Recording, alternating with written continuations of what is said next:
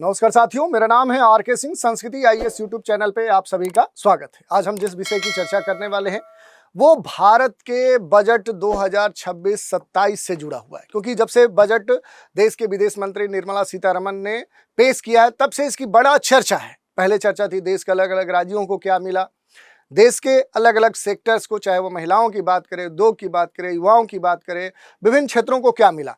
इसी में एक महत्वपूर्ण विषय उठता है कि आखिर दुनिया के अन्य देशों को भारत के केंद्रीय बजट 2026-27 से क्या मिला, या भारत के जो पड़ोसी देश हैं उनको भारत के इस बजट से क्या मिला है, क्या लाभ हुआ है, क्या हानि हुआ है। उसी मुद्दे पर आज हम चर्चा करने वाले हैं। तो चलिए थोड़ा सा संक्षिप्त में देखेंगे कि भारत के इस बजट से क्या फायदा हुआ है दुनिया के विभिन्न देशों को। उसमें भारत के पड़ोसी देश सबसे महत्वपूर्ण है। तो देखिए, सबसे खास जो चर्चा देखने को मिल रही है वो गाज गिरी है इस बजट से बांग्लादेश के ऊपर। बांग्लादेश के ऊपर अगर हम देखेंगे तो इस बार केंद्रीय जो बजट 2026-27 है, इसमें जो भी बांग्लादेश को भारत के तरफ से मदद मिलती थी वो सीधे मदद क्या कर दी गई है, वो घटाकर आधे पर ला दी गई है। और इस कारण से देखें तो बांग्लादेश के ऊपर एक बड़ी गाज गिर गई है। बांग्लादेश तिलमिलाया हुआ भी है, क्योंकि इस बार जो भी पड़ोसी राष्ट्र हैं उनके साथ बड़े स्तर पे जो भी सहयोग राशि भारत के तरफ से दी जाती थी उसमें एक बड़ा जो बदलाव है वो किया गया। आप देख सकते हैं, थोड़ा सा कुछ महत्वपूर्ण आंकड़े हैं उन पर हम बात करेंगे, लेकिन उससे पहले एक सूचना है आप सभी के लिए। स्प्रिंग सेल संस्कृति आईएएस की तरफ से चलाया जा रहा है, जिसमें शानदार मौका लाया गया है आप सभी के लिए। जो भी संस्कृति आईएएस के ऑफलाइन क्लासरूम जो कोर्सेज हैं उन पर 20% की छूट दी जा रही है। और ये जो छूट है संस्कृति आईएएस के दोनों जो सेंटर हैं, प्रयागराज और दिल्ली, दोनों के लिए वैलिड है। इसके अलावा ऑनलाइन लाइव जो भी कोर्सेज हैं उन पर अप टू 75% का डिस्काउंट है। इसके अलावा 10% का एक्स्ट्रा डिस्काउंट भी दिया जा रहा है। ये जो छूट है कब तक वैलिड है, तो 6 फरवरी 2026 तक वैलिड है। इसके अलावा जो भी कुछ अन्य जानकारी चाहिए तो उसके लिए नीचे दिए गए नंबर पे कॉल कर सकते हैं, या फिर संस्कृति आईएएस की जो वेबसाइट है यहाँ विजिट करके जानकारी ले सकते हैं। अब बजट में अगर हम बात करें कि किस देश के लिए कितना पैसा जा रहा है, तो उसमें देखिए जो भी विदेशी मदद है उसके लिए जो कुल बजट है उसकी अगर बात करें तो पिछले वर्ष जो भी राशि दी गई थी 2025-26 का जो भी केंद्रीय बजट था उसमें आप देख सकते हैं 5,785.40। ये एक बड़ा, ये कह सकते हैं कि एक बड़ी राशि थी। उसके बाद देखें तो इस बार क्या किया गया है कि 2026-27 का जो केंद्रीय बजट है इसमें आप देखेंगे तो ये विदेशों के लिए जो भी एलोकेट राशि है, सहयोग राशि है या जो भी राशि है, उसमें एक बड़ी जो राशि है वो कम की गई है। जब से देखें तो लगभग 100 करोड़ की जो राशि है वो पिछले वर्ष की तुलना में इस वर्ष कम कर दी गई है। और अगर आप देखेंगे दुनिया के विभिन्न देशों के लिए जो भी राशि एलोकेट की गई है उसमें भी मात्रा में एक बड़ा बदलाव देखने को मिला। जैसे देखिए भूटान की बात करेंगे तो पिछले वर्ष जो राशि 2025-26 में एलोकेट हुई थी वो कितनी हुई थी, और इस वर्ष जो राशि यहाँ पर दी गई है वो क्या हुई है, वो बढ़ गई है। तो भूटान के मामले में ये इंक्रीमेंट देखने को मिला है। लगभग क्या है, एक बड़ा जो इंक्रीमेंट है वो हुआ। वैसे ही आप देखेंगे नेपाल के संदर्भ में क्या है कि जो राशि है पिछले वर्ष का बजट और इस वर्ष का बजट, इनमें एक परिवर्तन देखने को मिला है। नेपाल के संदर्भ में जो भी सपोर्ट राशि है वो बढ़ी है। ऐसे ही श्रीलंका के संदर्भ में देखने को मिल रहा है। ऐसे ही आप देखेंगे मॉरिशस के संदर्भ में देखने को मिल रहा है। अफगानिस्तान के संदर्भ में क्या देखने को मिल रहा है कि ये राशि बढ़ी है। यहाँ के बाद मंगोलिया की भी स्थिति काफ़ी सकारात्मक है। यहाँ पर जो राशि है उसमें लगभग 5 गुने की वृद्धि की गई है इस बार के केंद्रीय बजट में। तो आप कह सकते हैं कि मंगोलिया पर विशेष तौर पे ध्यान दिया गया। ऐसे ही आप देखिए अब यहाँ तक के जो देश हैं इनमें क्या है कि इनको जो भी सपोर्ट राशि दी जाती थी पिछले वर्ष के केंद्रीय बजट 2025-26 में, उसकी तुलना में इस वर्ष का 2026-27 का जो केंद्रीय बजट है उसमें क्या किया गया, राशि को बढ़ा दिया गया। तो ये सारे देश क्या है, ये सरप्लस वाले हैं। लेकिन यहाँ से देखिए जो मालदीव को पिछले वर्ष केंद्रीय बजट में जो राशि दी गई है उससे इस बार कम कर दी गई है। सीधा सा मतलब है आखिर क्यों की गई है ये आप समझ सकते हैं। ऐसी स्थिति क्या है म्यांमार के संदर्भ में, ऐसी स्थिति बांग्लादेश के संदर्भ में। बांग्लादेश यहाँ पर खास मार्क करने लायक है। जैसे आप देखिए, जैसे मंगोलिया में जो वृद्धि है ये लगभग 5 गुनी है, वैसे ही बांग्लादेश को जो भारत की तरफ से सपोर्ट दिया जा रहा था उस राशि को सीधे क्या कर दी गई है, वो आधी राशि कर दी गई है। ऐसे ही आप देखेंगे जो सेशल्स है, सेशल्स में कोई बड़ा परिवर्तन नहीं हुआ है।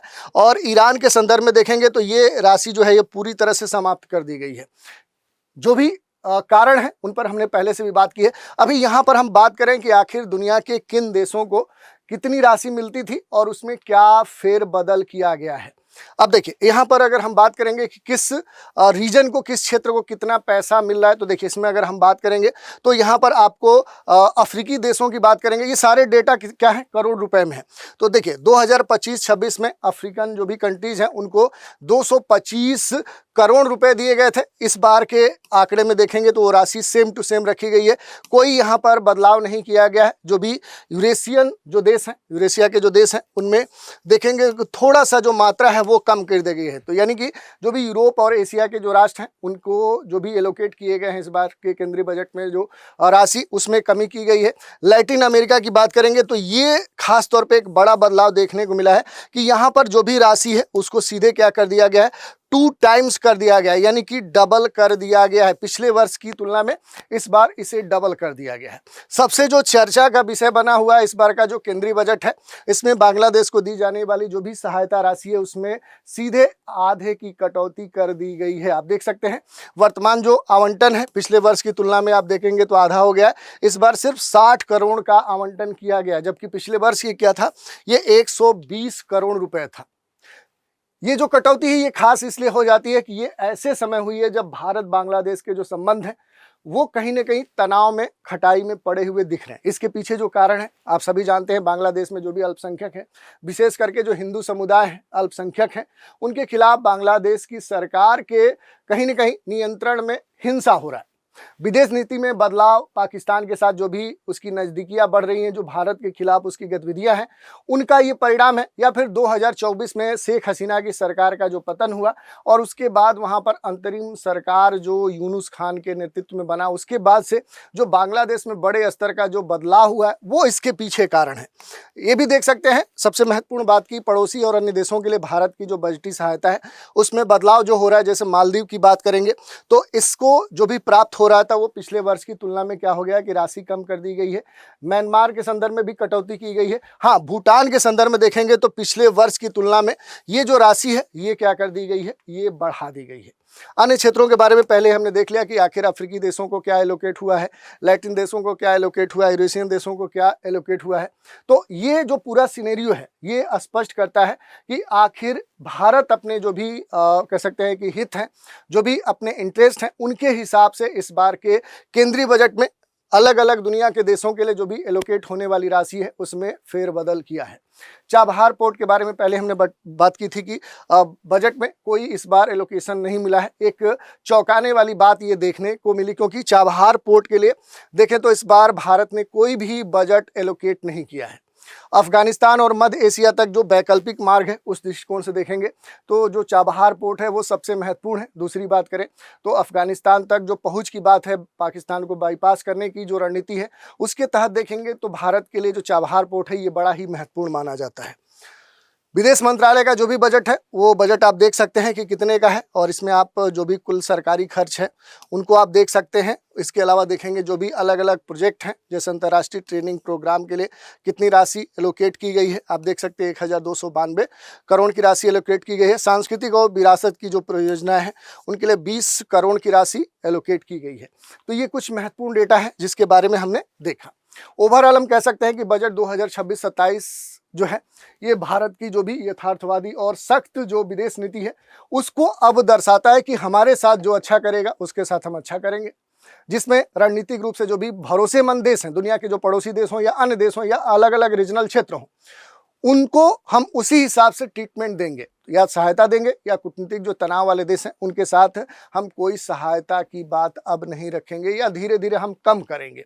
तो इस तरह का जो पूरा कह सकते हैं कि यहाँ पर यहाँ पर संकेत है वो हमें देखने को मिले हैं।